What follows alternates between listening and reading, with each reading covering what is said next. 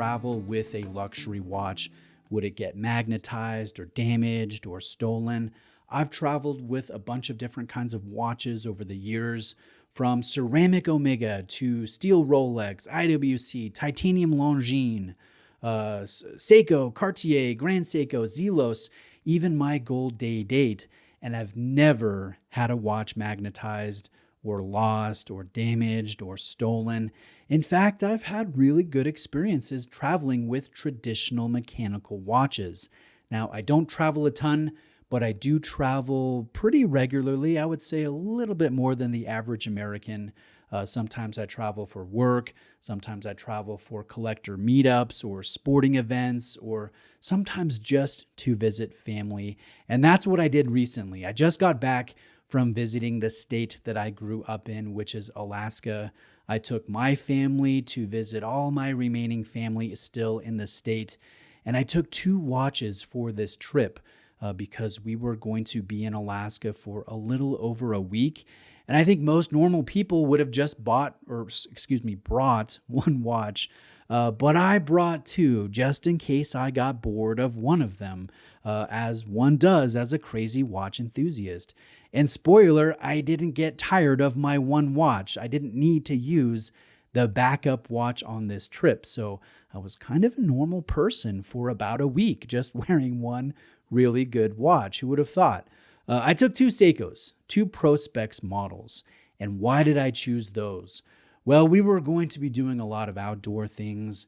And when you go to Alaska, you need to do a lot of outdoor things. That's really the highlight of visiting the state.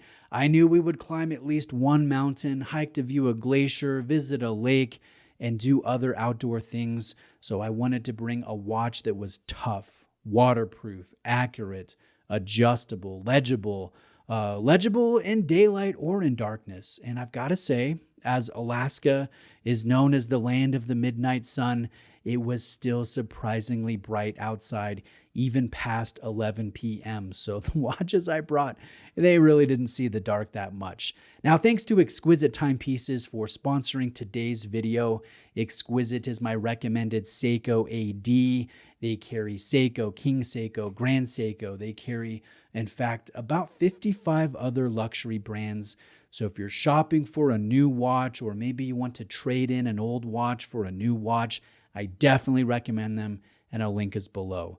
Now, here's the biggest thing about traveling with luxury watches. You have to make sure that you're comfortable with the watch or the watches that you plan to take with you.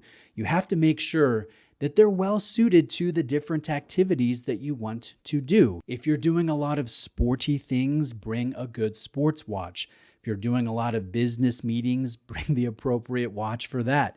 If you're worried about being a target for theft, and admittedly, depending on where you go, that's a very valid concern, I'd recommend not taking your Rolex or any other publicly desirable watches that you may have.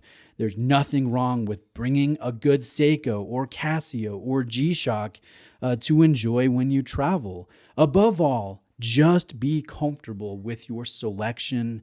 And if you're ever unsure about which watch to bring, I recommend erring on the side of safety. Now, sometimes watch collectors, they want to how would you say this? They want to make memories with a watch on a trip just to increase its sentimental value. So when they look back at pictures or videos from that trip, they'll single out that watch they wore. They'll notice that. And then when they wear that watch again, they'll think of that trip. And I know it sounds a little bit weird, but hey, I don't judge. Us watch nuts, we are a bit weird. Now, I also know some watch collectors who purposely go somewhere just to buy a watch. It's kind of a watch buying vacation, so to speak. One of my friends recently went to Japan just so he could buy a Crador in Ginza, which is so cool. I'm very jealous and happy for him. Now, just along this vein, I stopped by a Ben Bridge authorized dealer in Anchorage. They carry several different brands. I went with my father, who's a watch collector and has a pretty cool collection. I went with a couple of my children, and I just, was going through this authorized dealer, And I kind of wanted to buy a watch while I was there just to commemorate this trip and build a memory, right? Add to my rotation. And I didn't. I probably only would have bought a Rolex, maybe a Sea Dweller, but of course that wasn't a possibility as I was a walk-in client from out of state. So I didn't get to do that, but I like the idea. My dad, he wanted to surprise my mom with a new watch. So together we picked out a 35 millimeter Tissot PRX that has the mother of pearl dial. And I've got to say, it looks so good in person. I actually wish that it came in 40 millimeter because I would enjoy wearing one.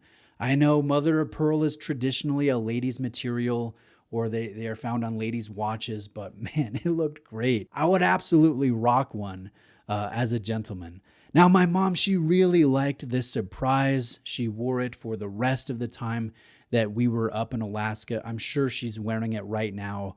My dad ordered an aftermarket white rubber strap online for her to change up the look on occasion. And maybe she'll catch the bug and she'll want to build a watch collection. My point is, don't underestimate the power of pairing your trip with a watch experience. Whether it's buying a new watch or doing something really cool with one of your current watches to boost that sentimental value, maybe getting a watch for a family member or friend, or even going to a watch event or meetup. I think doing those types of things, they're very satisfying if you're a crazy watch collector, and I recommend doing that. I think it's the second most important part about traveling with a watch outside of just erring on the side of safety. It's really enjoying using that watch or coming home with a new watch that you love.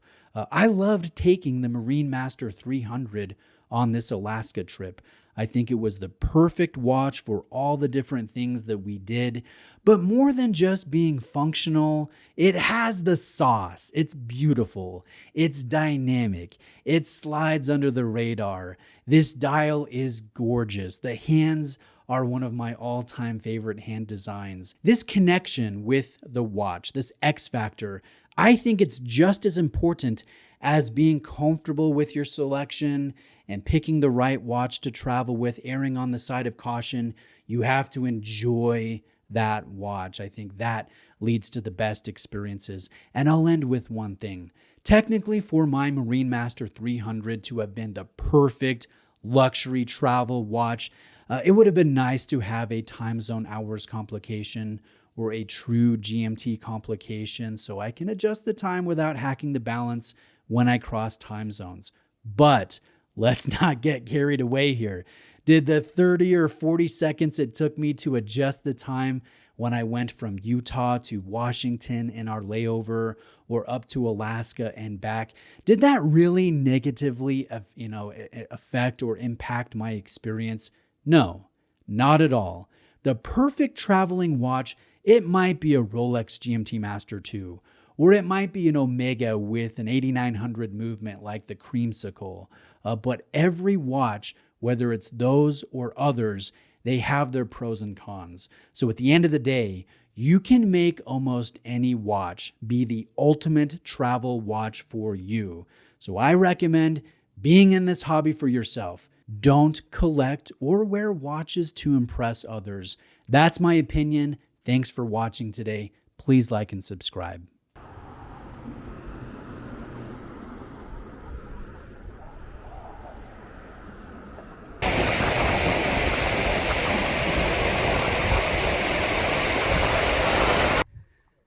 Down there's the parking lot that we came up.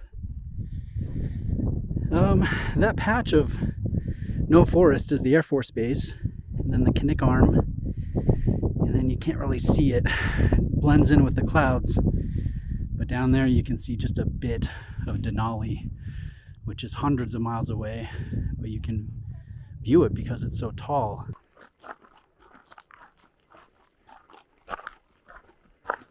Back here, you can go down and up that peak that's called Peak 2, and then you can keep going on the ridge up to the next one called Peak 3, and that's as far as I ever went.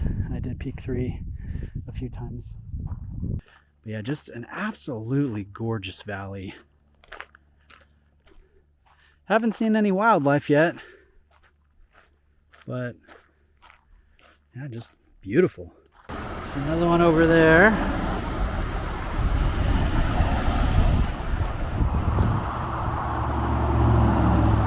One tooth right in there. Right where it divots in. That's the problem. Need to get it out and then like put a new strap in. I will keep you in mind. Yeah, I was really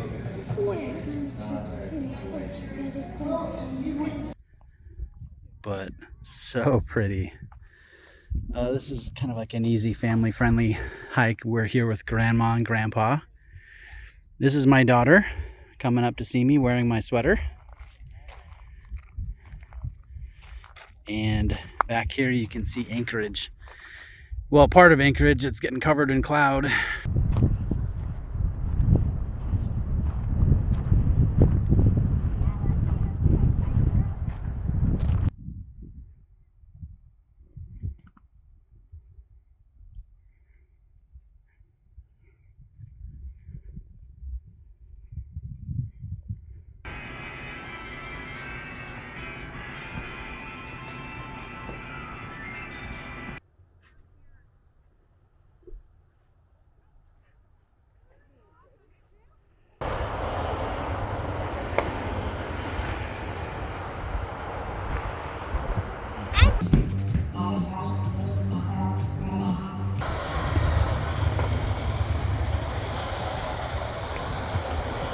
These are crowberries that we found on just a little loop trail over here. And I'm gonna see if my daughters want to try any of them. They don't taste that great, but... Is it berries? Yeah!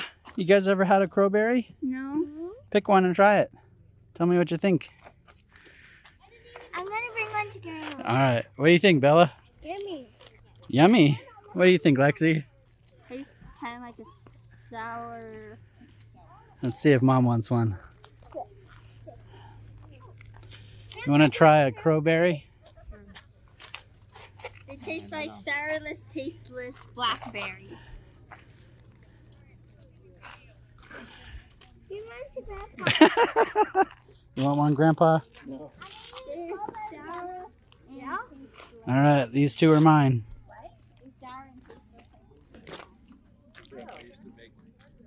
Tastes just how I remember.